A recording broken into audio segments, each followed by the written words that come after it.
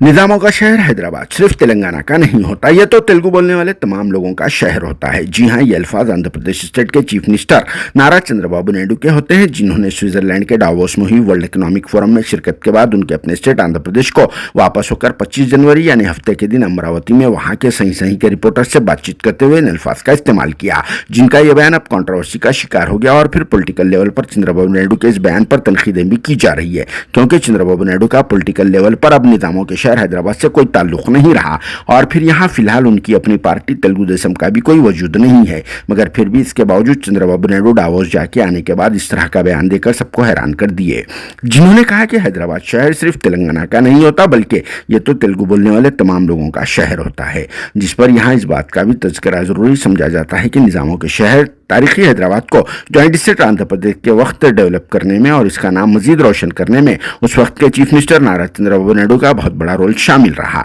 निजामों के बाद अगर शहर हैदराबाद को किसी ने डेवलप किया है तो वो चंद्रबाबू नायडू ही है, इसीलिए भी इन्हें डेवलपमेंट की मशीन के नाम से पुकारा जाता है। मगर इनका यह ताज़ा बयान हजम नहीं हो रहा है, क्योंकि हैदराबाद की तारीख सबसे अलग ही है और फिर कर्रार हैदर के नाम से हैदराबाद को कायम किया गया है। इसीलिए भी चंद्रबाबू नायडू का यह बयान यहाँ नहीं जम सकता। मगर चंद्रबाबू नायडू ने अपनी प्रेस कॉन्फ्रेंस में इस बात का खुलासा कर चुके हैं कि वो साल 1997 यानी 1997 से डावोस को आते जाते रहते और फिर इनकी वजह से ही वहां से यहाँ इन्वेस्टमेंट आ रहा है। डावोस बिजनेस और इन्वेस्टमेंट के लिए बहुत अच्छा मुकाम माना जाता है और फिर इस बार इन्होंने आंध्र प्रदेश स्टेट के लिए डावोस से लाखों करोड़ रुपए का इन्वेस्टमेंट लेकर आए हैं। इसीलिए भी चंद्रबाबू नायडू को पॉलिटिकल गुरु कहा जाता है, जिन्होंने डावोस में तेलंगाना स्टेट के चीफ मिनिस्टर रेवंत रेड्डी को भी इनडायरेक्टली निशाना बनाया और कहा कि शहर हैदराबाद को इन्होंने यानी चंद्रबाबू नायडू ने किसी एक के लिए नहीं बल्कि तमाम तेलुगु कम्युनिटी के लिए डेवलप किया है। चंद्रबाबू नायडू ने ओपनली कह दिया है कि अगर कोई भी आदमी हैदराबाद को अपनी जागीर समझता है तो वो उसकी गलती है और वो बहुत बड़ा बेवकूफ़ है।